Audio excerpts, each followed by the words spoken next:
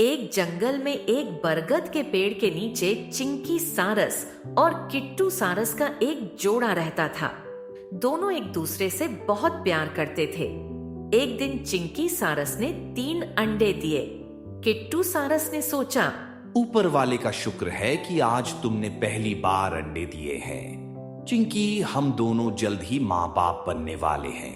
मुझे तो सोचकर ही बहुत खुशी हो रही है।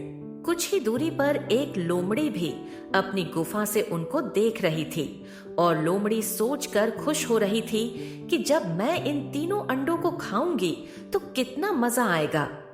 तभी उन दोनों के पास मोंटू बत्तख आ गया और बोला, अरे वाह चिंकी, तुमने तो 3 अंडे दिए हैं। इसका मतलब मैं मामा बनने वाला हूँ। चिंकी ने बोला, हाँ मंटू भैया, आप जल्दी मामा बनने वाले हो।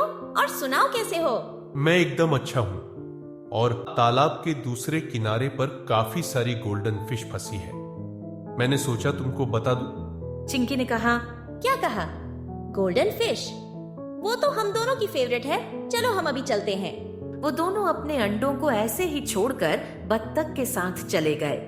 तभी लोमड़ी मुंह में पानी लिए घोंसले के पास पहुंची और लालच भरी सोच में कहा, हम दोनों माँ बाप बनेंगे तो बहुत खुशी होगी।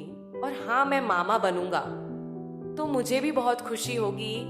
बड़े आए माँ बाप और मामा बनने वाले, मैं तो अभी के अभी इनको छट करके उनके सपनों को तोड़ने वाली हूँ। ये कहकर उसने एक एक करके 2 अंडों को खा लिया।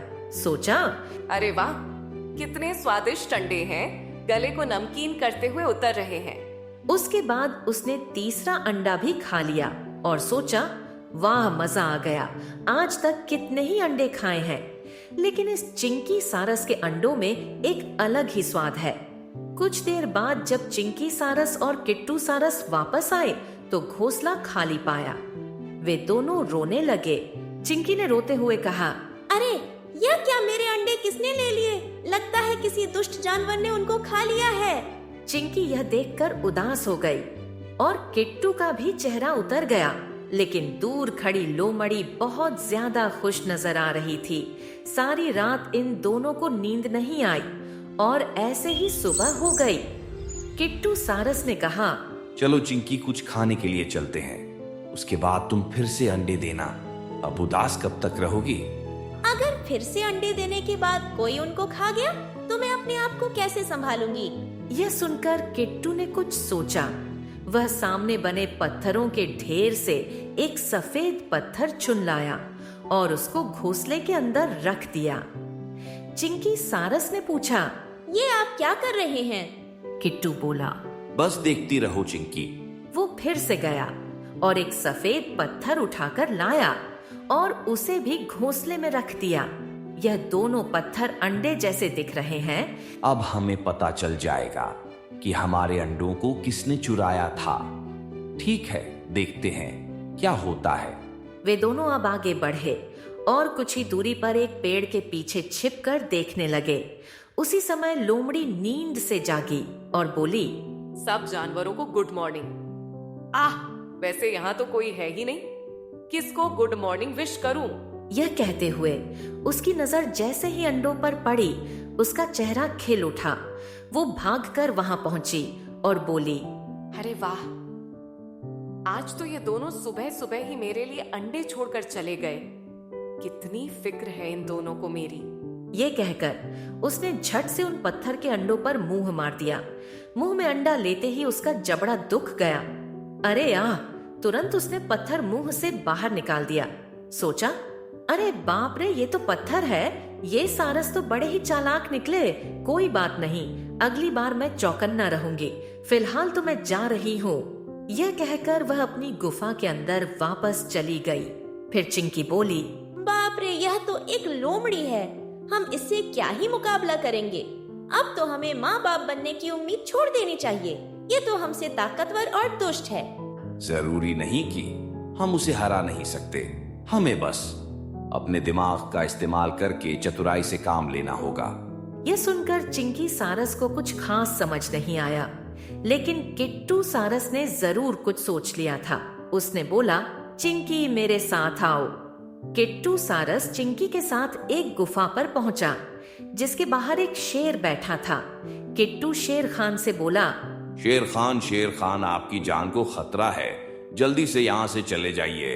अरे ये तुम क्या बोल रहे हो? भला मेरी जान को किससे खतरा हो सकता है? एक लोमड़ी बहुत ही खतरनाक है। उसने अभी तक कितने ही जानवरों को मारा है, और अब वह कह रही है कि शेर खान को उसकी गुफा के अंदर घुसकर मारूंगी। एक लोमड़ी मुझे मारेगी। यह कहकर शेर खान एक पल को चुप रहा, फिर ठहाका लगाकर हंस पड़ा और बोला, ठीक है, ले आओ, उसको मैं मेरी गुफा के अंदर ही उसका इंतजार करूंगा। देखते हैं कौन किसको मारता है। किट्टू बोला, ठीक है शेर खान, हम कल उसको लेकर आ जाएंगे। यह कहकर वह दोनों वहां से चल दिए। जब काफी दूर आगे पहुंचे तो चिंकी ने किट्टू से कहा, ये आप क्या करके आ गए? क्यों शेर खान को झूठ बोला? मुझे कुछ समझ नहीं आ रहा है। तब किट्टू बोला, उस लोमड़ी की गंदी नीयत है, ये उसकी कमजोरी है। हम उसकी इसी कमजोरी का फायदा उठाने वाले हैं। अब मैं जो कहता हूँ उसको ध्यान से सुनो।